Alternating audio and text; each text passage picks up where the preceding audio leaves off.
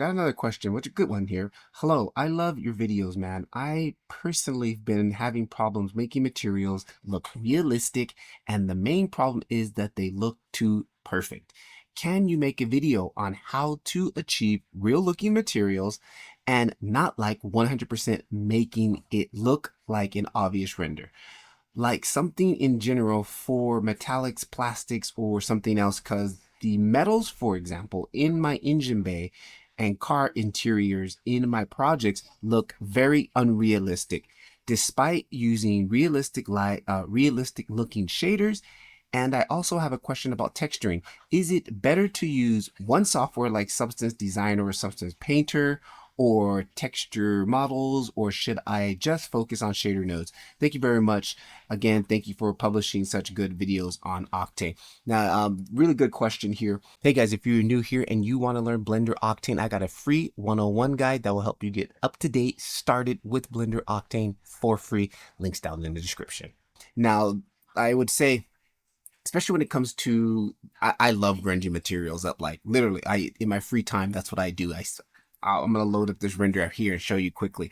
But as far as the whole Substance Painter and what else did you say, Substance Designer, it's just another tool. If you want to add that to your arsenal, yeah, do it. But there's no reason why you couldn't do that like in Photoshop, making custom materials in Photoshop. You can still do custom materials inside of Blender. I've seen videos who on YouTube who kind of use Blender like a Substance like Painter or something like that. So those are just extra tools, right? The main thing I do with this is you need to stack. You need to stack. You need to stack. You need to stack textures. That's what you got to break things down in real life. Like you got to brand a piece of plastic. There's a layer of dirt. There's a layer of tiny scratches. There's big scratches. There might be grime. There might be dirt. That's all layered on there. So let me quickly jump over here to what I've got here. And this is just a quick example of what I like to do again in my free time. And I put these videos up where I do this. They're in my community. My full workflow, like they're like 2 hours long sometimes. Like I just hit record and just do the process. So again, I can't really just release those on YouTube because I gotta have a thumbnail and I gotta have a thing, and nobody wants to watch a 2 hour video. But this is the perks that you get in the community. So this is basically a basic plastic, but I do have a roughness on there. If you can kind of see here, right? The basics. This is about where everybody will go to, the basics. You can see a little bit of a roughness there on top of that, right? I've got some roughness, but I take it up another level. So what I like to do is take grunge maps.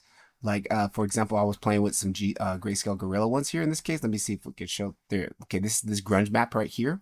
So I literally just take that grunge map, run it through a color ramp. And one thing I love about Octane, we have these composite layers here, which they act like a Photoshop layer. Like I got all these different types of mix modes and everything like that. It's kind of like the Photoshop layering style thing, right? So I take that, plug it into a composite texture, and I'm going to unmute this so you can see what happens. So boom, now I add on some more grunge, just like some dirt, right? And again, using the Grayscale Gorilla, imperfection maps, you can get these on for free. You don't even have to use the maps. You can use procedural ones. I prefer to use procedural because sometimes you get resolution dependent. Like sometimes, like if I get close to this, like it breaks down. Like, look, it doesn't look that clean. Now, if this was a procedural one, it keeps that sharpness, right? So that is the negative side of using image maps, unless you got high quality 8K image maps. And then it's like, you're going to have to worry about GPU, memory, and all that stuff. Okay. So I layer that with that. And then again, let me just show you, this is just the first half of stacking. Like I just keep stacking stuff on top. And then I got this next one here where I'm adding more image maps, taking two image maps, putting them together, controlling them here with this layer texture, and these are going into the roughness. So that's why you already saw the roughness had a little bit of mixed up, because I had two different maps being mixed together, giving me more variety. And then on top of that, I do bump. I'm mixing multiple bumps here. Again, like I think on this one I have some scratches. Yep, I got some scratches here. Okay, and then let me clear out of that. I got one set of scratches, and then I got this other set of scratches. I'm actually using a crust layer on this one. Okay, so I'm using this crust 07, and I'm actually bumping that. So I'm mixing those both. They're being bumped together. There it is. That's what I'm doing with the bump. Okay, so that's giving more dimension. And then I come down here And this is the one thing I love also about Octane nodes. We have this down here at the bottom, we have this layer mixer, right? And it basically allows us to material layer mix, right? So what I do is I add in another material layer mix, and then here I've got this metallic base. This is going to be the scratched metallic layer underneath it. And on top of that, I've got more grunge maps. I'm stacking it again. Then I come into the bump. I've got multiple bump nodes, different types of textures going on. And then I even go another layer down. I go to the layer opacity and I add more layers. So adding all these layers on top of that. And then we come here and unmute this. Now you've got this here. Now we've got these scratches. And like you can really see like it looks grungy and like scratched up, and it looks rough, right? That's again just from stacking, like constantly stacking and stacking. Here's the, if I just kind of mute that so you can kind of see the underlying layer of that, what that's looking like here. If we mute this too, here's just the base metal layer, right? That's just the base metal layer.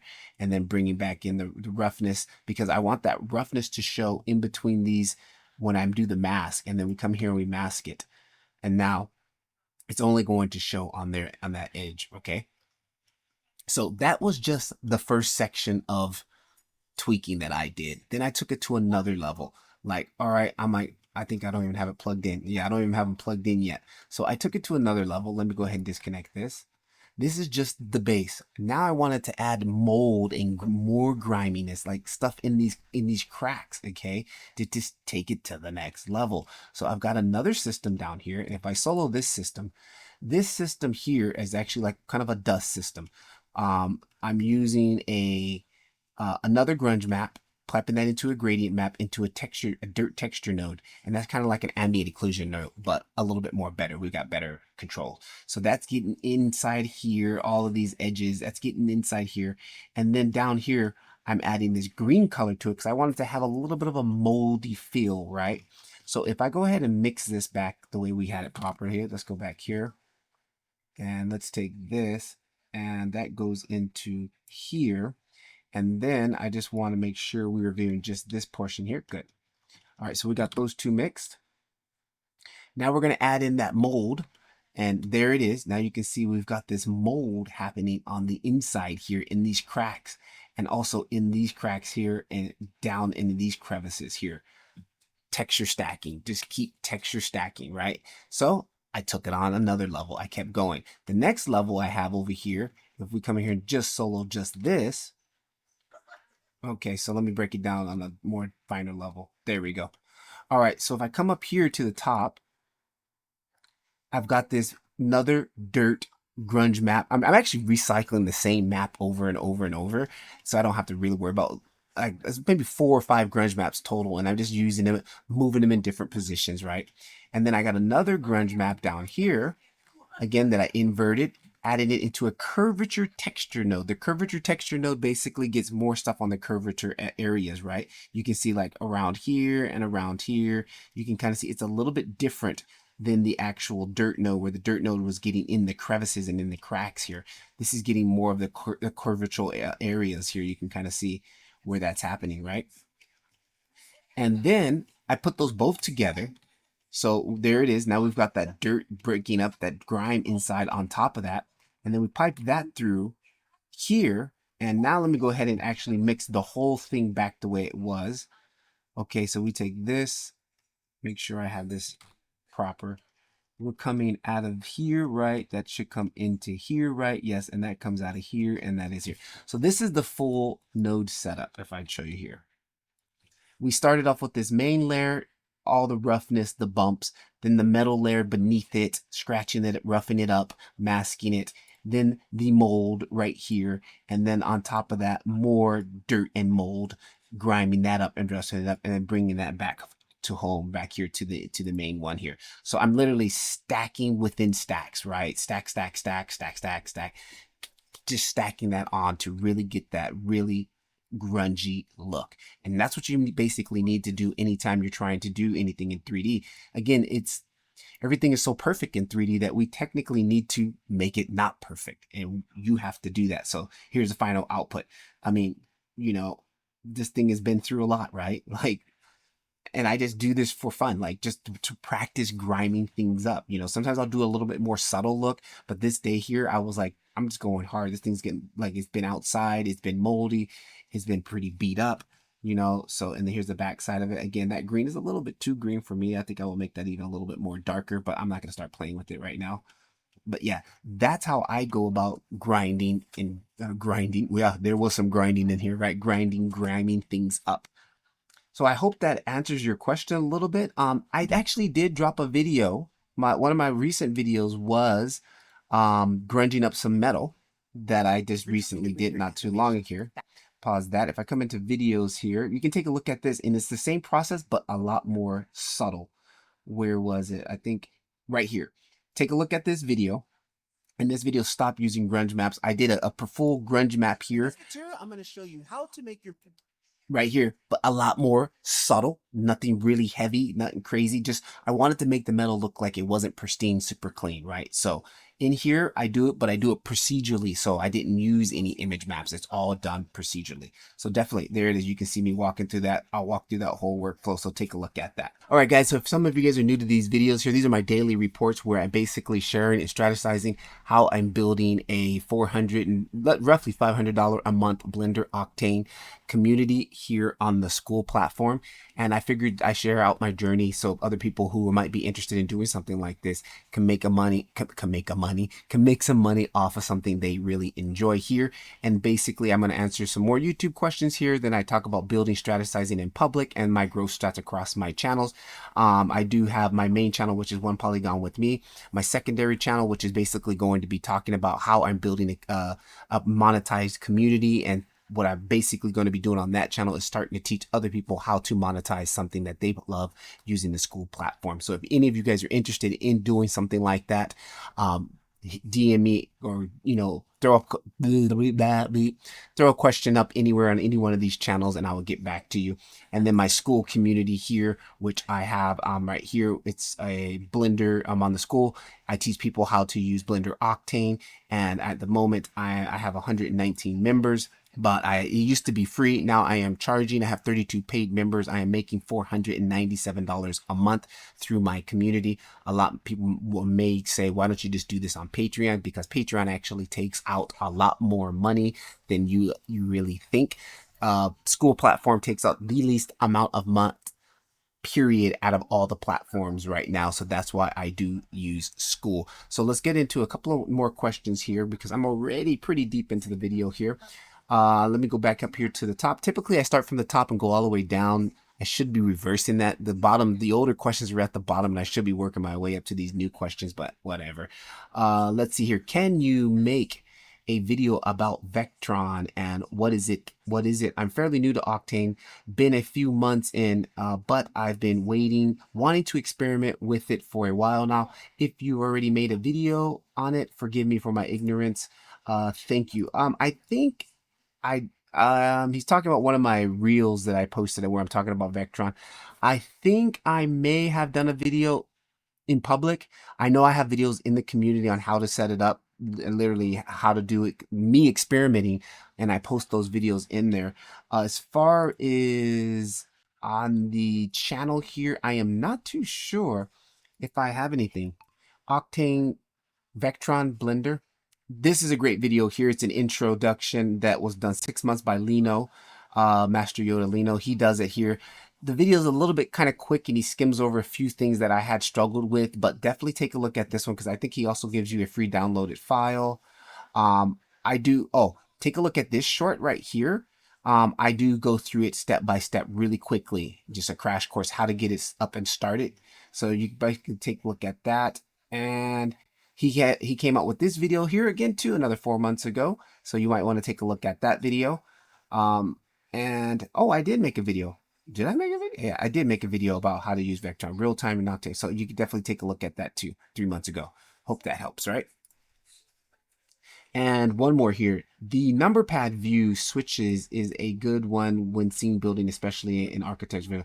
Oh, okay. So I guess now my channel has this thing on. It's pretty much only available on mobile, I think, because I don't see any difference here on the website version, but it's like a community tab where you can on the mobile app for YouTube. So I posted a question on there, and the question was like, what is the most useful shortcut that you've had found or use on or Blender period, and we did get some cool responses. The number view pad, if you have a number pad, you literally can press like 1 for front view. And matter of fact, I can just quickly show you if I jump back over here. If I press 1, that's like front view. If I press 3, side view. 9 is the opposite. 7 is the top view, and then you can go in like in between it, right? And then you press 5, you go like that. So these are really super helpful. And I think also if you press the tilde key, I use the tilde key all the time. It gives you this quick menu. I think this might be an add-on. I'm not too sure. It might be needed to be turned on. So I use this a lot because I can just go to the right. And if you get it really fast, I just go like this, like boom, like tab up, tab down, tab right, left. I really like to do that. So I tend to use that quite often because my left hand just kind of sits on the keyboard around that area. So it's a quick and easy way for me to just dab it down as it goes into camera, or no, bottom. Was it? Yeah, left late angles goes into the camera mode, so that's quick and cool. Let's see, another one here. G plus Shift G plus X, Y, or Z. Okay, that's a very good one, Bricks. This is another member in our community. Alt 4, rage quit when something goes horribly wrong. Alt 4, rage quit. Really? Alt 4, let's try that.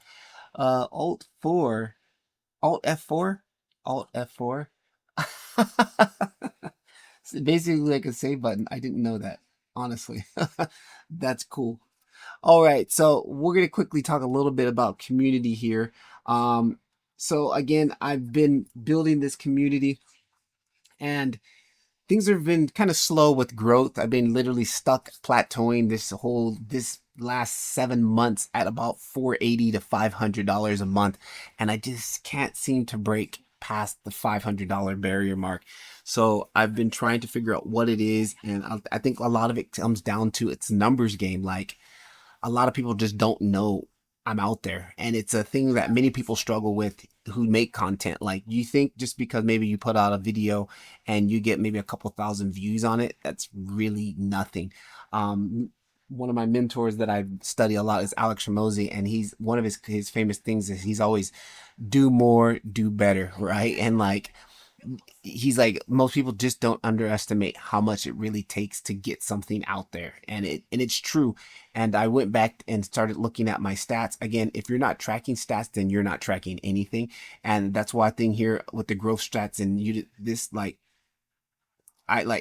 tracking is so important, guys. If you really care about a certain metric or something, track it like relentlessly. And I track a lot of stuff. I write it in my notebook, and I found out 1 month, one month I got 5 new members to my community. And I'm like, dude, what the hell was I doing that month that I got 5 new members? Because right now I'm struggling to get 1 member a month right now. That month I got 5 new members. Why? So I went back and started looking at all my data. I started looking at in my little notebook, which I write in here. I literally write every time I got a new member. I would write these stats that I'm tracking here. These basically these school stats right here. These stats, I was tracking them every day in my little book. And basically what I do is I track current members. Hang on, let me throw this on screen so you guys can see that real quick. This is the same things that I was tracking in my notebook. Now I digitized them, just basically starting off in May. And it's just so much easier. I should have been doing that in the beginning, but anyways, I'm old school. I like paper. So I started tracking these values, and like, I was wondering why all of a sudden did I get 5 new members in the month of May, and now I'm struggling to get one. So when I went back and did all my data and analytics, and I literally jumped back into my main channel analytics, and I went to the month of May. Was it here? Let's see if this thing will. May. But anyways, short story short, May, I had the most like views, the most videos, the most reels, the most everything of all year. That month crushed. Hang on, let me just dial it up. Here's a quick rough look, the last 365 days. Right here we are. Now you can clearly see the spike right in here. And this is May. This is the month of May. Look at this. Clearly. So just the amount of output that I was doing that month ultimately got more people into my thing. So it's literally simple math. You want people to know about your thing, tell a lot of people about your thing, and then maybe they might join your thing, right? So that was plain and simple. I saw the numbers, I was like, oh my gosh, okay. And I literally broke down the numbers. So it was like mid-June to mid-May, literally 61,000 views, watch time of 798, 216 subscribers. And this was literally June. And then again, when I go to May, if I can customize it and go to May again, if I go up to May, the month before that, May, June, there's May. So boom, again, the May, I mean, 99, like just the numbers say it all. And if I jump all the way to the last 28 days, okay, 46. So 46 to 61,000 views. That's a lot, right? That's a lot. With, subscribers were double. The view 4 6 was almost, 30% more. That says the number. So I've been back on that. Like you can clearly see here, and now with the daily videos, I mean, these don't really crank out a lot of views. I'm not worried about that, but just basically putting out a lot of content, like putting out more than you think you need to put out. Double it, whatever you think you want. It like, oh, I can do maybe 2 videos a week. Double it if you can. So I'm figuring out ways now. I'm lucky because I've been studying automation, and I've been using that to really help me maximize my time to start focusing on a things that low value tasks. I'm dropping that and only focusing on high value tasks. Putting out YouTube videos is high value task for me, growing my community. So that's why I do that. So while we're all into this, I'm going to go ahead and start getting into tracking my numbers because we're already at 22 minutes in this video. Again, I post these daily, and also I will continue to still posting my other videos that I normally do, my weekly Octane videos. But I like to give a little bit of value in the beginning of these videos by answering questions, because this was all about. It's about you guys. So this month, or actually today, we were at 32 paid members. We got a new member yesterday, or actually on the 26th, we got a new member. 8:30 last month of, or last day of, or do we have 31st? Oh, we got one more day here this month. All right. All right. And we are now at 32 members. That's very nice. All right. And our monthly reoccurring revenue is 497. Maybe we can hopefully keep that. I was up a little bit, 497. 497. All right. So, and then our about page view numbers, 81. Okay. That's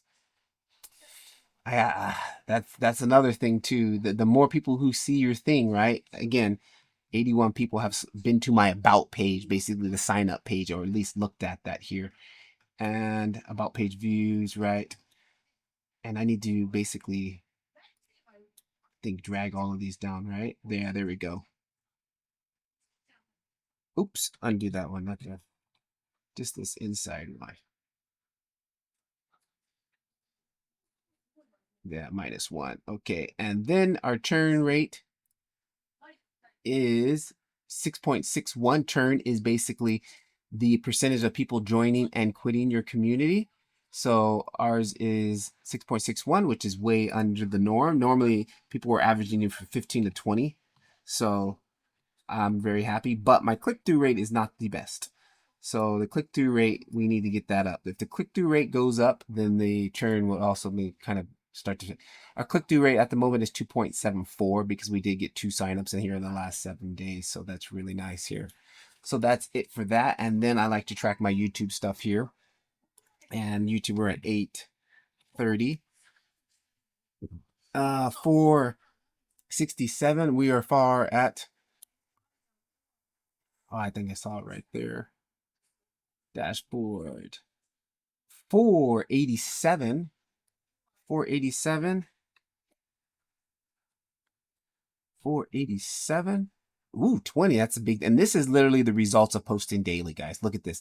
See, again, real time, seeing the stats in real time. I started posting daily. Now look at the numbers of followers or subscribers. This was when I was kind of posting once a week. I was posting once a week. Now I'm posting daily. See the difference? We can track it real time. Average view duration. How long are they watching the video? Average view duration. Let me close some of these other windows really quick because I'm getting too jacked up here. Average view duration. Come in here. We go to, again, analytics, content, video. Average view duration is 1.52. Still want to get that up. 1.52. It takes a while for those numbers to really start switching. And then our click-through rate.